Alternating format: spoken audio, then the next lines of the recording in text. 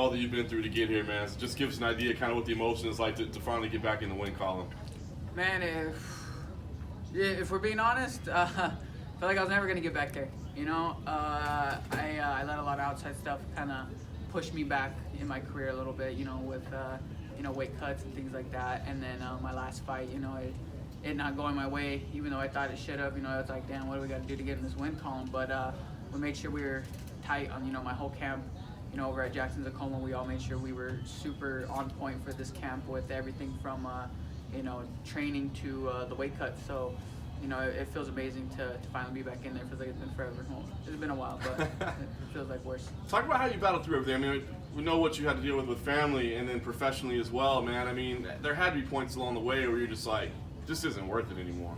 Yeah, man. I mean, truth be told, I don't hide any secrets. I don't lie. I didn't know if we were gonna get to this point that we're at right now. I didn't know if there was gonna be, much more of a road to keep going on at this point, but I'm a very strong person, and I've been through a lot in my whole entire life, not just the last couple of years, and I couldn't let my son down.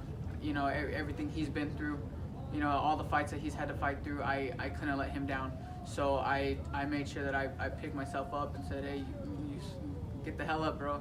Stop being a little, you know what. And I made sure that I'm gonna have a long career in this sport, and I'm really happy with where I'm at, and I have a good mindset going forward. How'd you feel about your performance tonight? All three judges gave the first round to him. So I mean, how'd you feel the fight was playing out? And that's one thing why I trust my coaches. None of my coaches are ever gonna say, "Hey, good round. We won that round. You're so fantastic. Yada yada yada. Let me hug you real quick, kiss you on the cheek in between rounds." Nah, my coaches will tell me straight. And my coach told me, "Hey, we need this last round. We need this last round." And I had a feeling. I kind of came out to an okay start in the first, and then kind of let him get the upper hand a little bit too much in the first. So I agree with them giving it to him the first round, and I know a lot was on the line the last round. A lot more than money, win. I knew my career was probably on the line at that point. Incredible. What's going through your head at that point? If you feel like your career's on the line, I mean, are you thinking bad thoughts, good thoughts? What's happening? It's obviously, if you could tell yourself while you're in there, hey man, if you don't win this last round, you might be in the can. But more than that, it was more of like, I don't need this last round. My coaches don't need this last round. My son needs this last round. My son needs this win. And wins in the future as well. So that's kind of what kept me going. I was exhausted. I probably blew my load on that guillotine. It was there. I heard him squealing, but my arms were damn tired. Last thing for me, I mean, I know you're going to want to enjoy this moment for sure, but now that you are back in the win column, where do you go from here? I mean, what's the plan moving forward? Are you trying to get busy quickly, make up for lost time? What's the idea? Hell yeah, man. I mean, I've never been one to like a 3-month gap, man. Like my whole career has been boom, boom, boom, and then fights started to kind of like space out as I got in the UFC, come together, space out, and I want to keep it consistent, and that's going to be easier moving forward, just because I've really tightened up shit that I need to tighten up on the outside. I'm not shy to say that I can eat like a little fatty sometimes. So that's kind of what made my cuts to 25 hard. But I'm a grown man now.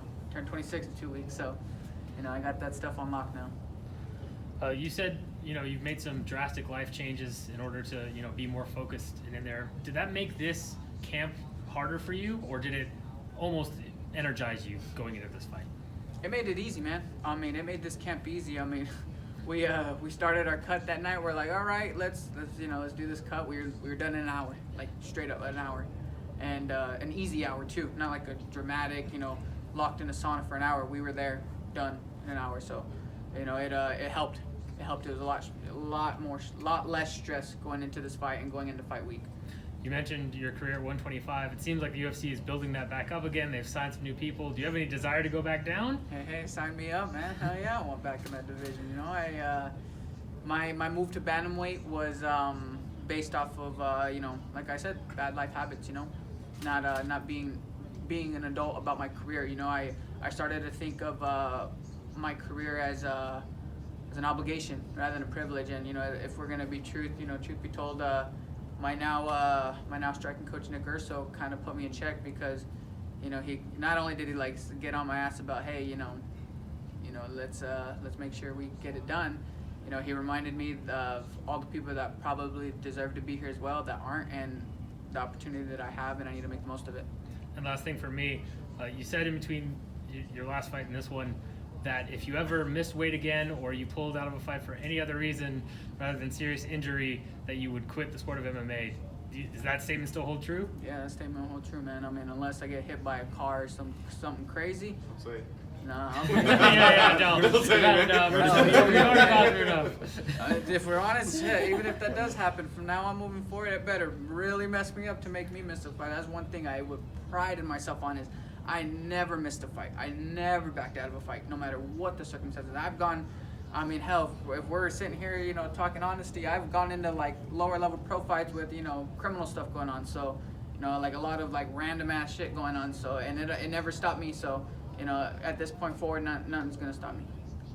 So what was the emotions like throughout fight week? You're going, like, you're here at the hotel, you got your family, weight cut's going good. Was there any point in the week you were like, something could happen, because considering all the things over the past year that kept you out of the cage? No, not really. I mean, just make sure I'm aware of all objects around me when I'm jumping into a tub, or my buddies like to make jokes. They say, hey, don't get into any bus unless like Oprah's throwing a dolly through it or something. So, but no, I'm that kind of shit don't play through my mind anymore. And what did it feel like when you finally stepped into the octagon and like, finally I'm here again, everything's been solid, now all I gotta do is take care of business? What I had to keep reminding myself is this guy I fought was a newcomer. The guy that I last fought was like my third opponent for that camp, and he was also a newcomer. So it almost brought me down like if I was a newcomer. But the same thing I told myself last fight as I told myself this fight. It was my 10th UFC fight. It's my 5th year in the UFC. I'm the veteran in the sport, and I'm the big dog right now. And it's reminding myself that, hey, I've been here plenty of times before, many times before. So ain't nothing different this time. I've been to the big show. I fought Demetrius Johnson, in my opinion, the greatest in the world. So, I've been in a lot more stressful spots in my career. One more. You mentioned, this was a special fight because you had a close member have somebody die of cancer. Some of us can relate to that. How did that motivate for your fight tonight?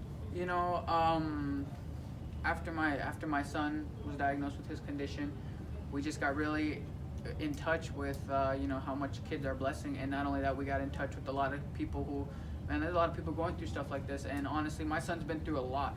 My son has been through a lot, but we walk through those hospital doors and we walk through those NICUs, and there's kids going through a lot worse than what he's going through. So we keep in touch with everybody, and we always try to have people's back in that community. And a good friend of ours, he's a local referee.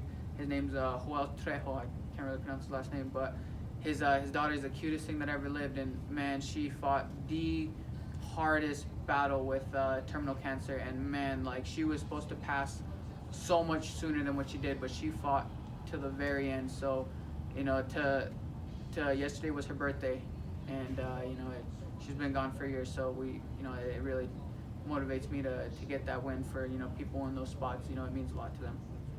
Who would you like to fight next? If anybody, a name comes to your mind? No, I mean, I know the UFC is like, oh, pick your opponent. I don't care. I really don't. I'm not in that position to pick opponents right now. The position I'm in is to continue to show up, continue to win, and to continue to put on good performances. So whoever they throw at me, I've never said no before, and I really don't care. So, no names at this point. Ray, how's your son? He's doing fantastic. He was just back here with me, but he's tired, man. This is a lot for him. So he's back with his mom right now. He's doing fantastic. Yeah, we saw you go get them like right after you won.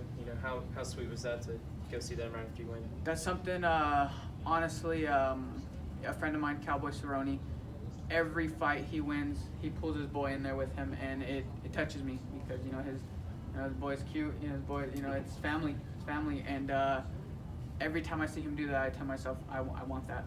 I want to be able to pull my son in there and experience what I'm experiencing, and so it was a very big moment for me.